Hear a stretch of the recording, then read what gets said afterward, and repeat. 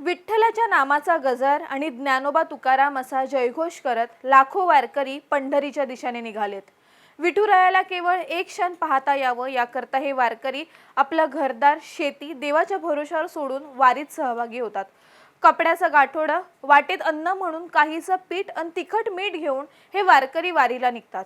वारीतल्या कोणत्याही वारकऱ्याला विचारलं ना की इतका पायी प्रवास कशाला, तर चेहऱ्यावर एक भला मोठा हसू घेऊन ते एकच म्हणतात की माझ्या विठुरायाला पाहायला।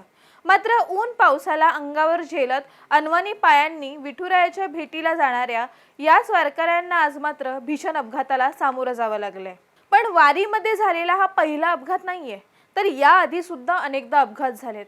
याच घटनांशी संबंधित हा स्पेशल रिपोर्ट। नमस्कार, मी पूनम, आपण पाहताय आपलं महानगर। पंढरीच्या वाटेवर असलेल्या वारकऱ्यांवर आज काळाने घाला घातला। सासवडहून जेजुरीला निघालेल्या ज्ञानोबा माऊलींच्या पालखी सोहळ्यातील वारकऱ्यांना एका भरधाव ट्रकने धडक दिली। या अपघातात 3 महिला वारकऱ्यांचा जागीच मृत्यू झाला, तर काही वारकरी गंभीर जखमी झाले। ही दुर्घटना खंडेरायाच्या जेजुरी जवळ घडली। विठुरायाच्या गजरात तल्लीन होणारे वारकरी या दुर्घटनेमुळे व्यथित झाले आणि वारीत सहभागी होणाऱ्या वारकऱ्यांच्या सुरक्षेबाबत सरकार गंभीर आहे का असा सवाल उपस्थित होऊ लागलाय। याआधीही वारीत असे अनेक अपघात झालेत। कधी टेम्पोची धडक, कधी ट्रक खाली चिरडणं, तर कधी टेम्पोच घाटातून कोसळणं, अशा अनेक दुर्घटना या आषाढी वारीत घडल्यात। दुर्घटना घडली की सरकारकडून आर्थिक मदत जाहीर केली जाते, पण केवळ आर्थिक मदतीतून वारकऱ्यांच्या सुरक्षेचा प्रश्न सुटणार आहे का असा सवाल आता उपस्थित झालाय। 2013 मध्ये ज्ञानोबा माऊलींच्या वारकऱ्यांचा एक ट्रक थेट शिंदवणे घाटातून खाली कोसळला।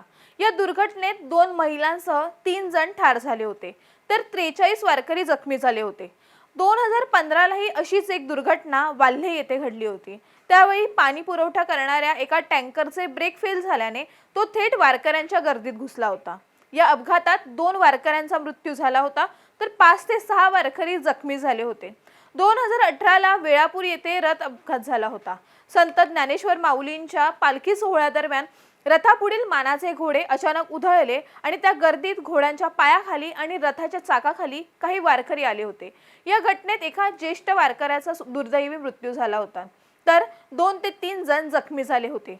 2022 ला सातारा जिल्ह्यातील लोणंद जवळ एक वाहन थेट वारीत शिरलं होतं। याही अपघातात 2 वारकऱ्यांचा मृत्यू झाला होता आणि काही जण जखमी झाले होते।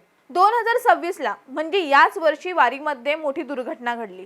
पंढरपूर वारीला निघालेल्या भाविकांच्या ट्रॅक्टरला भीषण अपघात झाला। यामध्येही एका वारकऱ्याचा जागीच मृत्यू झाला आणि आता जेजुरीतही भरधाव ट्रकने 3 वारकऱ्यांना चिरडलं। आम्ही फक्त गेल्या काही वर्षांपासूनच्या अपघातांची माहिती दिली आहे, पण वारीत अनेक दुर्घटना घडत असतात, ज्यामुळे वारकऱ्यांच्या सुरक्षेचा प्रश्न उपस्थित होत असतो। खरं तर पालखी मार्गावरून वारी जात असताना वाहतूक बंद करण्यात येते, पण बऱ्याचदा दिंडीमधील सामानांचे काही ट्रक किंवा वाहनं पालखी सोबत चालत असतात। याच वाहनांमुळे बऱ्याचदा अपघात घडतात। जेजुरीतही असंच चित्र पाहायला मिळालं। वारकऱ्यांसाठी शिदा घेऊन येत असलेल्या ट्रकनेच वारकऱ्यांना धडक दिली। चालकाचं अचानक ट्रकवरील नियंत्रण सुटल्याने ही दुर्घटना घडली। वारीला शेकडो वर्षांची परंपरा आहे। दरवर्षी लाखो वारकरी हे पंढरीला जात असतात, त्यामुळे वारकऱ्यांच्या सुरक्षेच्या प्रश्नावर अजूनही म्हणावं इतकं काम झालेलं नाहीये। वारकरी हे स्वयंपूर्ण असतात। त्यांची खायची, प्यायची आणि राहायची सोय ते स्वतःच करतात, पण आता प्रश्न त्यांच्या सुरक्षेचा आहे। त्यामुळे भविष्यात सरकार त्या दृष्टीने पावलं उचलणार का हे पाहणं महत्त्वाचं असणार आहे। याबद्दल तुम्हाला काय वाटतं हे आम्हाला कमेंट करून नक्की सांगा आणि आपल्या महानगरला सबस्क्राइब करायला विसरू नका। धन्यवाद।